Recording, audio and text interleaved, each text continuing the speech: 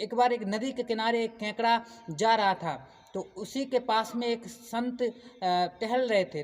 टहलते हुए उन्होंने देखा कि एक केकड़ा पानी की ओर जा रहा है, तो उनकी प्रवृत्ति थी केकड़े को रोकना, तो बार बार केकड़े को पकड़ के रोक रहे थे। तो जैसे ही उसको पकड़ रहे थे वैसे ही उनके हाथ में वो काट लेता था, बार बार फिर पकड़ते हैं फिर काट लेता था।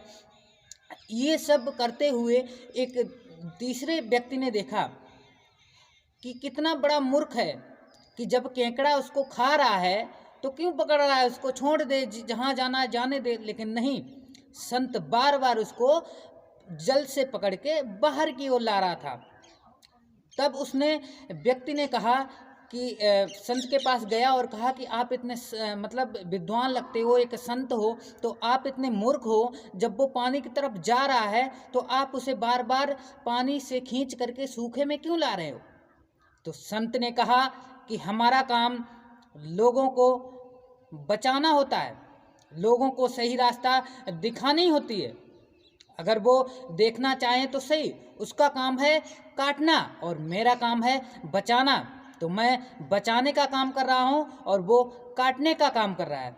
कोई बात नहीं, मेरी प्रवृत्ति है बचाना, उसकी प्रवृत्ति है काटना। ऐसे ही मेरे साथ हो रहा है। कुछ व्यक्तियों को मेरा बोला हुआ अच्छा लगता है और किसी व्यक्तियों को मेरा बोला हुआ बिल्कुल बेकार लगता है, क्योंकि वो जैसी प्रवृत्ति के होते हैं वैसे लेते हैं। कोई एक एक शब्द ध्यान से सुनता है और कोई उसे नकार देता है। तो मेरा काम है लोगों को समझाना, लोगों को सीख देना। उसे आप लो अन्यथा मत लो, लेकिन मेरा काम है एक किसी न किसी को अच्छी रास्ते पर लाना, और ये हमेशा हम जब तक जिएंगे तब तक करते रहेंगे। तो जिसकी प्रवृत्ति केकड़े जैसी होगी वो पानी की ओर जाएगा, वो डूब नहीं जाएगा। लेकिन जो कुछ बनना चाहता है, जो किसी को थोड़ी बहुत सीख मिलती है, वो जरूर हमारे साथ चलेंगे और एक नई उम्मीद के साथ एक नए लक्ष्य की प्राप्ति करने के लिए चलेंगे। इसीलिए केकड़े की जिद पर मत अड़े रहिए और जो भी जहाँ से भी सीख मिलती है